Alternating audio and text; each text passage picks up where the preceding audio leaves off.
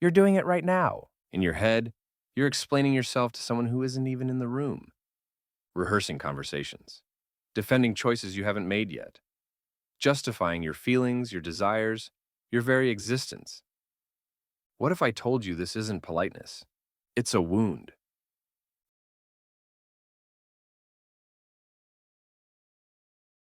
Carl Jung called it the loss of inner authority, the moment you traded your authentic self for the approval of others.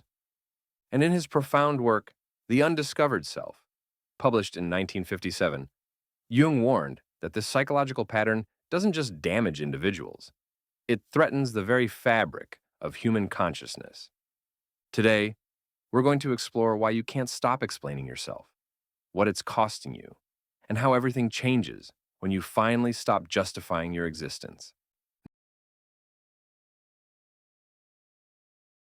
Notice how often you do it. Someone asks why you're leaving the party early. You don't just say, "I'm tired."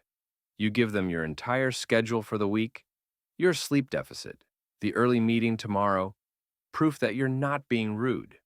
A friend questions your decision. You don't simply stand by it. You build an elaborate case, presenting evidence like you're in court, hoping they'll validate your choice. Your partner asks where you've been. You don't just answer. You over-explain, provide unnecessary details, make sure they know you have nothing to hide.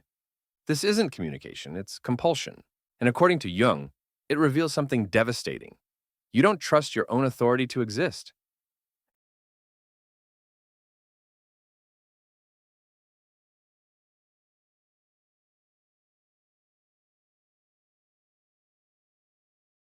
Now, when Jung says God, he's not necessarily talking about religion. He's talking about an inner authority, a deep, unshakable sense of self that doesn't require external validation. Most people don't have this. Instead, they have what Jung called mass-mindedness, the psychological state where you've outsourced your sense of right and wrong, your worth, your very identity to the collective, to society, to social media, to whoever happens to be watching. And so, you explain and explain and explain because somewhere deep down, you don't believe you have the right to simply be. Think about what you're really doing when you over-explain.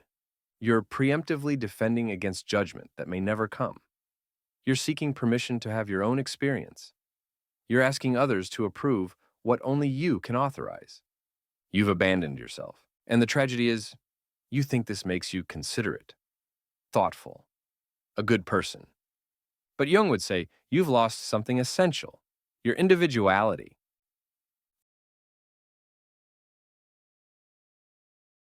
This pattern doesn't start in adulthood. It starts in childhood. Picture a young child expressing their authentic feelings. They're angry, so they yell. They're sad, so they cry. They don't want to share their toy, so they say no. And what happens? Don't be so selfish. Stop crying or I'll give you something to cry about. That's not how we behave. What will people think? The child learns a brutal lesson. Your authentic self is unacceptable. Your feelings require justification. Your existence needs approval. So they adapt. They learn to explain, to justify, to perform. They develop what Jung called the persona, a mask that's acceptable to others, but foreign to the self.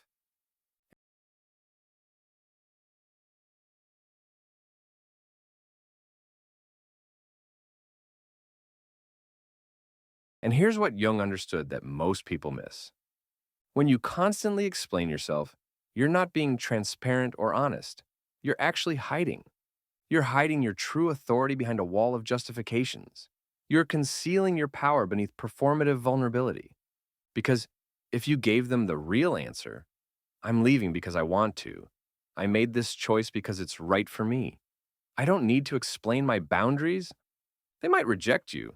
And rejection to someone without inner authority feels like death. So you explain. You overshare. You give them every reason except the one that matters. Because I said so. Because I choose this. Because I am the authority in my own life. Jung observed this in post-war Europe. He watched entire populations surrender their individual authority to collective movements, to ideologies, to leaders who promised certainty. And he saw the same pattern in individuals sitting across from him in therapy. People who had completely lost touch with what Jung called the self, the inner organizing principle that knows, without explanation, what is true for you.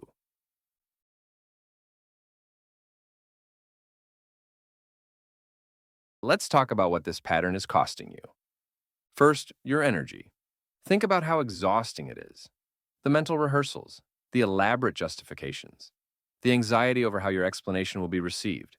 You're spending enormous psychological energy managing other people's potential reactions instead of living your actual life. Second, your integrity. Every time you explain yourself when no explanation is needed, you're teaching yourself that your internal compass isn't trustworthy. You're reinforcing the belief that you need external validation to know what's right. You're fragmenting your sense of self, piece by piece.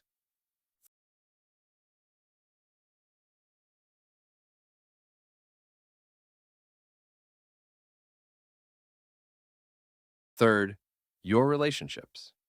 This is counterintuitive, but over-explaining actually damages intimacy. When you constantly justify yourself, you're not trusting the other person to handle your simple truth. You're manipulating them with elaborate reasoning, hoping to control their response. Real intimacy requires the courage to state your truth and trust the other person to meet you there, or not. Fourth, your time. How many hours have you lost to this? Crafting the perfect response, explaining yourself in your head long after the conversation ended, defending choices to people who weren't even questioning them. That's time you could have spent creating, connecting, or simply being. Fifth, and most devastating, your self. Jung wrote about the danger of losing contact with the self, that deep, authentic core of who you are. When you chronically over-explain, you're not just people-pleasing, you're self-erasing. You're training yourself to check externally before you know what you feel internally. And eventually, you lose the ability to hear your own voice at all. You become what Jung feared most, a person completely absorbed into the collective, with no individual consciousness to speak of. Not because you're evil or weak, but because you never learned that silence can be an answer. That no is a complete sentence. That your existence doesn't require a defense. So how do you stop?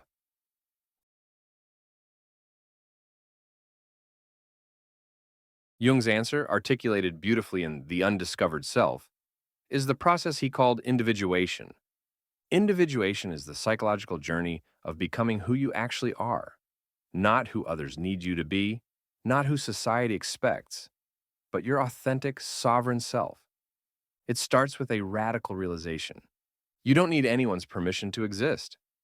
Your feelings don't require justification. Your boundaries don't need elaborate defense. Your choices aren't up for committee vote. This doesn't mean you become selfish or inconsiderate. It means you stop abandoning yourself in the name of consideration.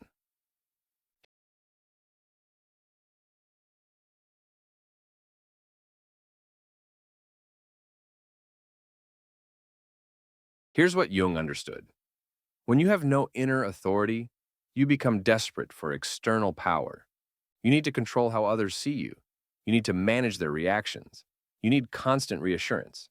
But when you develop inner authority, what Jung called being anchored in the self, you don't need to explain because you're not seeking approval. You don't need to justify because you're not afraid of judgment. You don't need to overshare because you're not trying to manipulate the outcome. This is what Jung meant by integrity. Not moral perfection, but integration. Being whole, being one, being undivided. When you speak, your words match your truth. When you act, your actions align with your values. When you say no, you don't apologize for having boundaries. You become what Jung called the individuated person, someone who has completed the psychological work of separating from the collective without becoming isolated from humanity.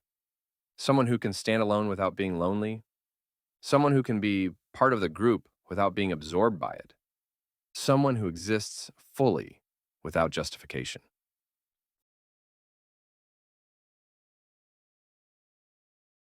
Let me give you something practical. Starting today, notice your impulse to over-explain.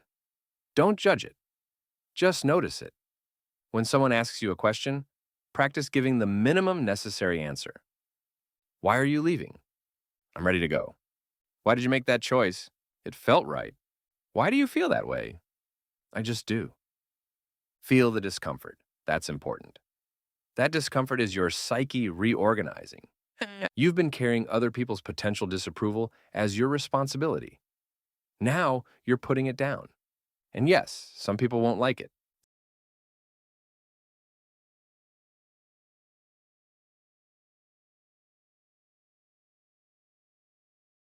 The people who need your constant explanations are often those who benefit from your self-abandonment. When you stop explaining, they lose their power over you. And they might not like that. Let them not like it. Their comfort is not more important than your integrity. Here's what changes when you stop explaining yourself. You reclaim your energy. Instead of spending it on justifications, you invest it in creation. You rebuild your integrity. Your internal compass gets stronger every time you trust it without seeking external validation. You attract different people, those who resonate with your authenticity rather than those who need your performance. You discover silence has power. Sometimes the most profound answer is no answer at all. And most importantly, you remember who you are, not who you're supposed to be, not who would make others comfortable, not who fits neatly into their expectations. You, the person Jung called the self, the individuated being, the one who was always there, waiting beneath all those explanations. Jung wrote The Undiscovered Self as a warning. He saw humanity moving toward mass-mindedness, losing individual consciousness, becoming absorbed into collectives that think and feel for them. And he knew the only resistance was the individual who had done the work of becoming whole. You're at a choice point right now. You can continue explaining yourself, justifying, performing, seeking approval from people who will never be satisfied because the approval you need can only come from within. Or you can start the work of individuation. Stop explaining when no explanation is owed. Trust your inner authority. Let your silence speak. Stand in your truth without apology. It won't be easy. The discomfort will be real. People will push back. But on the other side of that discomfort is something Jung considered sacred. Your authentic self, whole, integrated, free.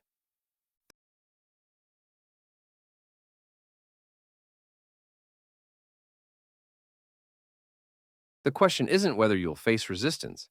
You will. The question is, will you abandon yourself to avoid it? Or will you finally stop explaining and discover what it means to simply exist as yourself, on your own authority, without justification? Everything changes when you make that choice.